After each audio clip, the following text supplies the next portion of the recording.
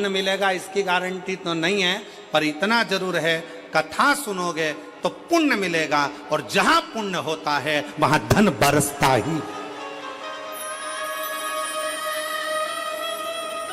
कथा सुनने पर धन मिलेगा इसकी गारंटी नहीं, पर कथा सुनने पर पुण्य मिलेगा। और पुण्य अगर कमा लिया, पुण्य एकत्रित कर लिया, किसी प्यासे को पानी पिलाना, भूखे को भोजन कराना, किसी को अन्न का दान देना, किसी को यह करना, किसी को चिकित्सा कराना, किसी को शिक्षा प्रदान करना, किसी को किसी ना किसी रूप में आप अगर पुण्य कमा रहे हो तो यह निश्चित है कथा सुनने पर धन मिले कि नहीं मिले इसकी गारंटी नहीं, पर कथा सुनने के बाद जो पुण्य एकत्रित होगा उस पुण्य के इकट्ठे होने से ही भगवान नारायण लक्ष्मी बरसाना प्रारंभ कर देते हैं, धन बरसाना प्रारंभ।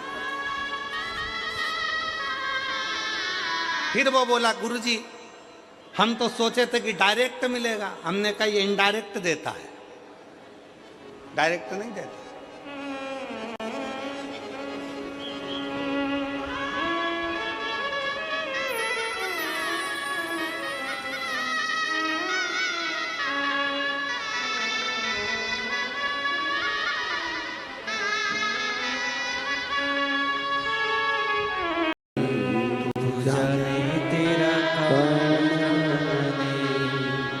चलाने वाला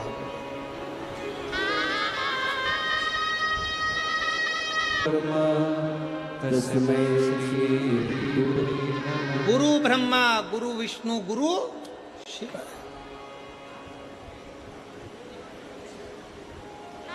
अब कहने वाले ने तो लिख दिया, इसको समझने वाला कैसे समझेगा?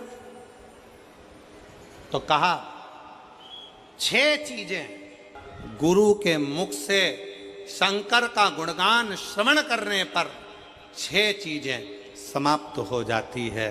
पहले नंबर पर शंका।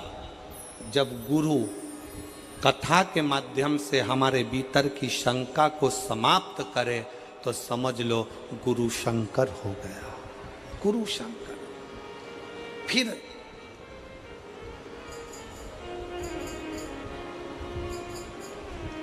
गुरु शिव महापुराण की कथा के माध्यम से आपके भीतर के मोह को भंग करे तो समझ लो कोई गुरु मोहन हो गया, मोहन मिल गया। शंका गई शंकर मिला, मोह गया मोहन मिला। फिर कहा गुरु अपनी वाणी से शिव महापुराण के माध्यम से हमारे भीतर के विश्व को, हमारे भीतर के उस कटुता को, हमारे भीतर के विश्व को, क्रोध को समाप्त कर दे तो समझ लो कि विष्णु मिल गया, विष्णु। और गुरु हमारे भीतर के भ्रम को समाप्त कर दे तो समझ लो कि ब्रह्मा मिल गया, ब्रह्म। और गुरु हमारे भीतर की दुर्गति को समाप्त कर दे तो समझ लो कि दुर्गा मिल गई। और गुरु हमारे भीतर के गुरूर को, हमारे भीतर के गुरूर को, हमारे भीतर के अभिमान को समाप्त कर दे तो समझ लो कि कोई गुरु मिल गया। इसलिए शिव महापुराण की कथा में इन 6 चीजों को वर्णन करते हुए कहा, शिव महापुराण की कथा में बैठने पर आपके भीतर की शंका, आपके भीतर का मोह, आपके भीतर का विष, आपके भीतर का भ्रम, आपके भीतर की दुर्गति, आपके भीतर का गुरूर अहंकार समाप्त हो रहा है तो समझ लेना कि आपके भीतर शिव का निवास होते चले जा रहा है और शंकर आपके हृदय में विराजमान होते चले जा रहे हैं। शिव बैठना।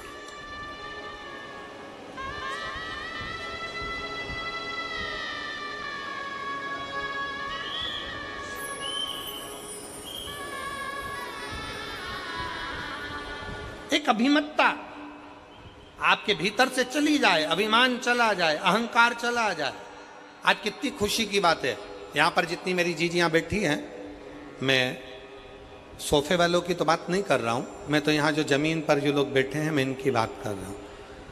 ये लोग जो ज़मीन पर बैठे हुए हैं ना, इनमें कई लोग बहुत करोड़पति भी होंगे, हीरे की चूड़ी पहनने वाले भी होंगे, पर आज खुशी का बात यह है कि आप शंकर के चरणों में जब अपने आनंद के साथ बैठकर कथा का रसतत्व ग्रहण कर रहे हो ना, तो ऐसा लग रहा है कि वास्तवता है कि शंकर को आपके जैसे भक्तों की जरूरत है, जिसके भीतर एकाग्र चित्तता, जिसके भीतर एक आनंदता, एक चित्तता, एक आनंदता आपके भीतर हो, एक आनंदता।